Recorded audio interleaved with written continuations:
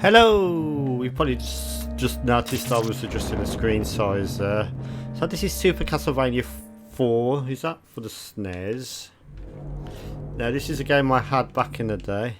So let's have a look at this. So this is 1991 Konami. This is obviously one of the sequels to the hit series Castlevania games back in the day. I had a couple of on the old original NES as well. So happy Wednesday everyone. Hope everyone's having a good Wednesday so far. Been quite rainy here, a bit muggy and rainy and stuff. So let's have a look at Super Castlevania 4 on the SNES. Now I think I might have covered this back on the channel before, but we're going to have another look at it today. And yep, so let's start the game. So we've got like the wolves howling. So the first thing you got to do is enter your name. So I don't... Oh, press the wrong button now obviously. So yeah, okay, so I know it's not going to fit my... No, what are you doing? Yeah, it's a bit sensitive with the controller. Okay, so... Yeah, it's definitely not going to fit. We're going to get TH, aren't we? There we go, Polly's TH. Okay, so let's start the game. We're on to the first level here. Now, you don't get to see the world map until the second level, which is kind of bizarre. You'll see that later on. Okay, so if you've never played this game, I'm going to have to say that you're missing out because this is regarded as probably one of the best Castlevania games ever created. I mean, that's down to judgment and stuff. Obviously, people are going to agree with that fact. But yeah, this is a really classic game. So we've got sprite scaling effects like this drawbridge closing, or mode 7 effects, maybe more accurately. Right, so the defense raises and we're on to our game.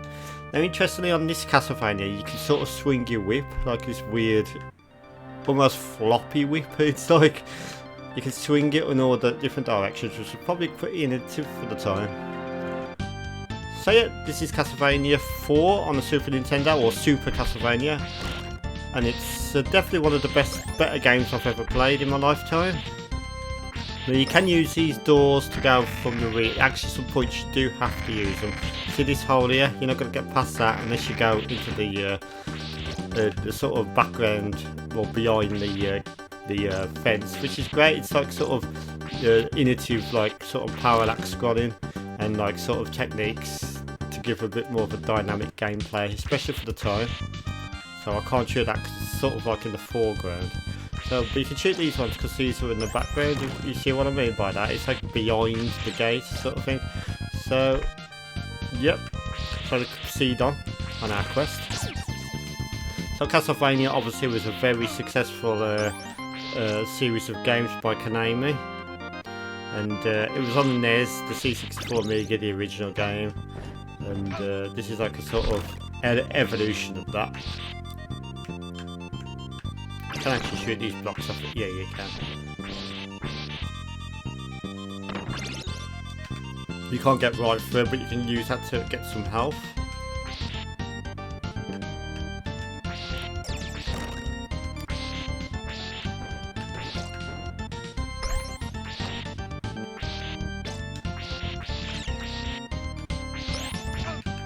You have to admit that orchestral soundtrack is amazing as well.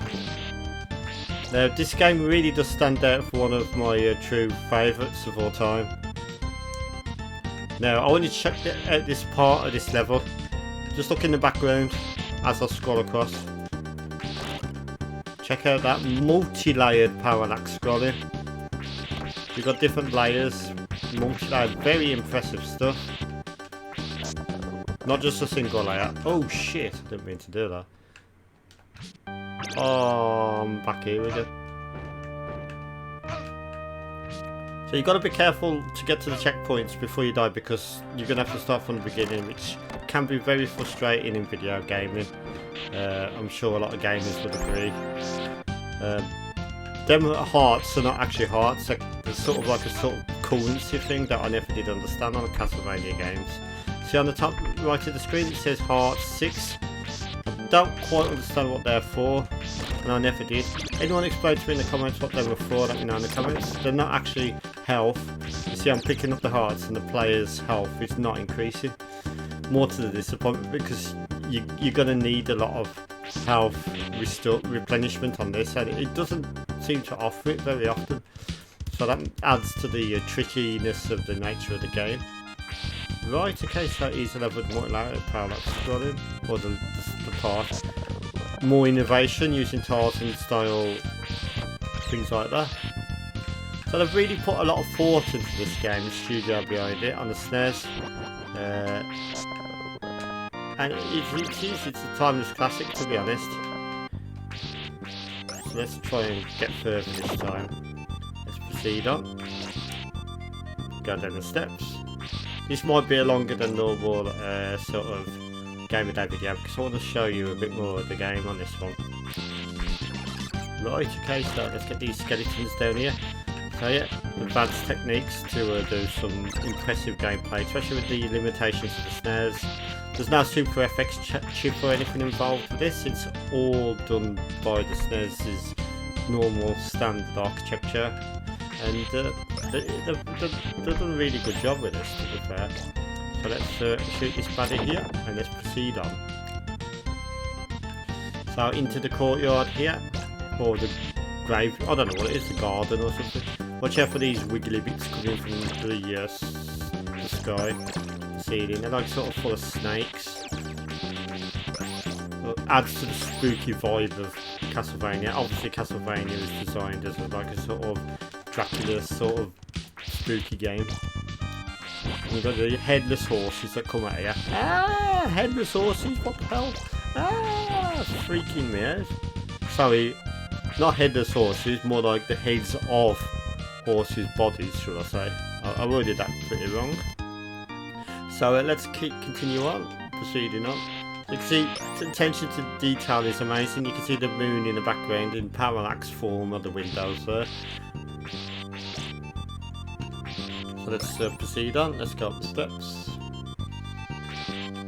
I mean, even little sort of attention to detail like this. You've got multi-layer parallax scrolling. You can see a horse grazing in the field there. Yeah, it's just attention to detail that makes a good game. Oh, I keep getting hit by the Medusa things. Let's try and get through this part without losing all my energy. One thing that makes it challenging is the lack of health replenishment in the game. You hardly ever get the food to replenish your health. These replenishes of health, but that's done in the style of food, and you never really seem to see that very often. See, that's another one of them part things that doesn't do much, to be honest. I think it might, I don't know what it is, it might be a currency, I'm not quite sure, like I said. So let's, okay, we're on the boss now. We might not have enough health to do this, but we'll try. Oh, you fuck. So this is that orchestral music. I'll shut up a minute. Have I done it? Yes! Look at that. So I'll just collect the orb and we're on to a block 2-1. Now this is the part where the map comes in. You'll see this very impressive Mode 7 map. I don't know why it doesn't show the map on the first bit. So yeah, it zooms in using Mode 7 techniques to show you where you're going next. It's very impressive for the time. Uses the custom Mode 7 capabilities of the Super Nintendo. Now, this is where it starts to get really good. Check out the sky on this level. Look how much parallax levels of parallax scrolling that is. You got 1, 2, 3, 4. I'm going to be mentioning parallax scrolling a lot in this game because it's one of the most impressive parallax scrolling games on the SNES, to be honest. And I'm going to show up a lot on this level because it's got some absolutely atmospheric music on this level, especially. So, without further ado, I'm going to shut up.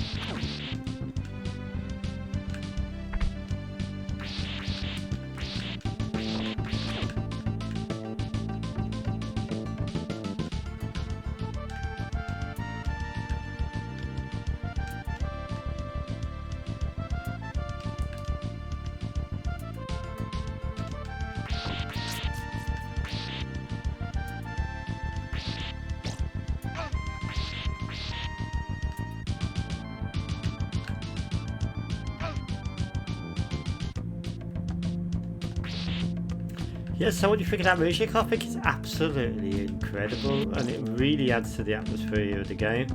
We've got multi-layered parallax going on this subsection of Block 2 as well, and yes, I think later on in the game, I'm not going to be able to show it on today's video, but later on in the game you get a very impressive castle rotation. When I say castle rotation, I mean you're in a lift that rotates, or like a sort of platform that rotates, and the whole entire environment rotates around the gameplay. It is really a stunning piece of SNES. When programmers do things right, they do it well, and it really shows off, especially back in the day, what the SNES is really capable of, and when pushed further than it probably was designed to do. And for that note, I think you're going to guess what I'm going to give Castlevania for Super Castlevania 4 on the Super Nintendo. It's a massive, I'm not going to be able to provide a round of applause sound effect this time, unfortunately, but it's a massive 10 out of 10, absolutely superb, highly recommended, one of the best games I've ever played. It just is really that good. Go get it. Everything about this game is almost perfect. The only frustration I've got with the game is sometimes you have to start from a way back when, if you don't reach a certain checkpoint, but other than that, absolutely beautiful game. So I hope you had a good Wednesday, hope you enjoyed that one, and we'll see you in tomorrow's video. So thank you for watching, goodbye. Woo, try and do an applause at the end.